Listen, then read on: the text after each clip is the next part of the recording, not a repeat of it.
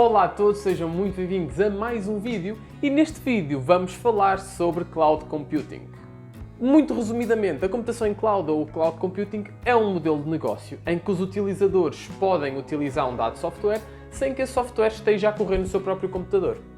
Como exemplo de dois tipos de software, nós temos o Microsoft Word, que roda no vosso próprio computador, apesar de já existir o Microsoft Word Online, e tem o Google Docs, que roda inteiramente na cloud da Google. E, portanto, quando vocês estão a utilizar o Google Docs, estão a utilizar um serviço em cloud. Então, uma cloud não é só um sítio onde vocês podem armazenar ficheiros, mas ao invés disso pode dar-vos muitas mais capacidades de processamento, pode armazenar a vossa base de dados, pode rodar aplicações e, mais ainda, são serviços quase infinitamente escaláveis, na medida em que dá para aumentar ou diminuir a capacidade dos servidores, mediante a quantidade de utilizadores e o esforço dos servidores. Se vocês tiverem acesso à internet, uma grande vantagem das aplicações em cloud é o acesso global. Vocês podem aceder de qualquer lado. Além disso, tem uma implementação de segurança muito superior àquela que vocês conseguem ter nos vossos computadores e em vossas casas, porque as provedoras de serviços em cloud implementam também muitas medidas de segurança em cima das suas infraestruturas. E aqui não há parte, vocês já viram a complexidade, isso aparece em imensos vídeos de YouTube, mas vocês já viram a complexidade que é os data centers da Google e da Microsoft. A Microsoft tem um data center que fica debaixo d'água, para que o acesso seja completamente restrito, não é? E a Google tem um vídeo a demonstrar, acho que são 6 camadas de segurança, é um vídeo a mostrar todas as camadas de segurança do seu data center. Agora não sei se são exatamente 6, mas eu vou deixar aqui o vídeo para vocês verem também. E portanto existem 3 modelos de computação em nuvem ou de cloud computing, que são a infraestrutura como serviço, a plataforma como serviço e o software como serviço, que são diferentes níveis de arquiteturas, na medida em que o software pode utilizar a plataforma e a plataforma pode usar a infraestrutura, ou então o software e a plataforma podem utilizar diretamente a infraestrutura.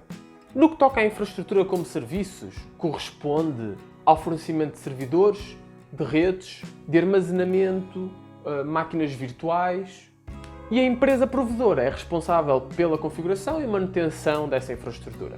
Normalmente, outras empresas constroem plataformas ou softwares, que são os dois modelos seguintes, em cima destas infraestruturas. A plataforma como serviço, que é outra arquitetura, corresponde ao fornecimento de uma aplicação completa para o desenvolvimento e execução de aplicações. Isto é, linguagens de programação, frameworks, bases de dados. E depois nós temos também o software como um serviço, que é o modelo em que a empresa já fornece o software pronto para o uso pelo utilizador final.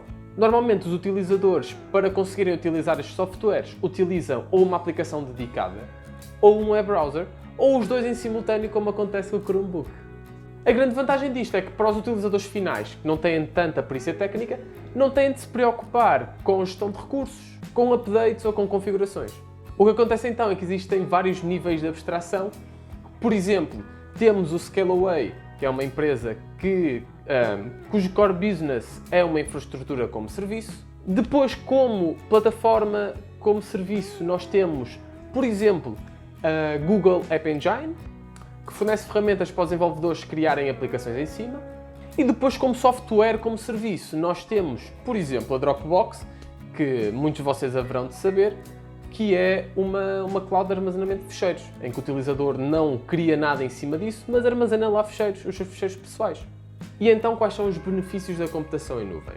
Nós temos a escalabilidade, a redução de custos e o acesso global. Então vamos por partes. Escalabilidade e flexibilidade, porque a utilização de cloud computing permite dimensionar os recursos consoante a sua utilização. Depois, em relação à redução de custos, porque não temos que nos preocupar com a criação da infraestrutura, nem com os custos operacionais. E depois o acesso global, porque desde que tenhamos acesso à internet, podemos utilizar de qualquer ponta do mundo. Ora, então como é que nós podemos desenvolver serviços em nuvem? A forma mais fácil é utilizar os serviços em nuvem que já existem. Isto é, utilizar plataformas das gigantes tecnológicas, como é o caso da Amazon Web Services, da Google Cloud Platform ou da Microsoft Azure. Simples. Vai ficar dispendioso, porque elas cobram bastante pelo serviço. Mas ao menos assim temos a certeza que não falha em serviços de computação, de armazenamento, de base de dados, serverless functions, e temos também a garantia de resiliência no caso de falhar. Agora, se vocês já têm um serviço e querem migrar para cloud computing, a ideia é a mesma. Primeiro escolhem o provedor de serviço em cloud, convém fazer backup dos dados também, e depois procedem para a implementação seguindo os guias para cada um dos provedores. E no fim convém realizar os testes necessários para garantir que a implementação foi bem feita. Deixem-me também acrescentar que existe o conceito de computação híbrida, que consiste em pegarem em parte da vossa arquitetura e colocar numa cloud privada e noutra parte da arquitetura e colocá-la numa cloud partilhada. Eu ia dizer pública, mas não, é partilhada. No sentido em que a privada, vocês têm uma máquina dedicada só para aquela tarefa, para uma dada tarefa, o que garante uma maior segurança, enquanto que a partilhada vocês estão a utilizar máquinas de um certo provedor que também são utilizadas para outros serviços que não o vosso. Portanto, a cloud privada é uma cloud dedicada para dados sensíveis, principalmente, e a cloud partilhada serve principalmente para a redução de custos. E então, quais são as tendências futuras para a computação em nuvem? Então, nós temos duas grandes tendências, que é o Edge Computing e a AI e a Machine Learning. No que toca ao Edge Computing, trata-se de aproximar o processamento dos dados da fonte de informação. Ou seja, é o próprio dispositivo que capta os dados, que processa os dados.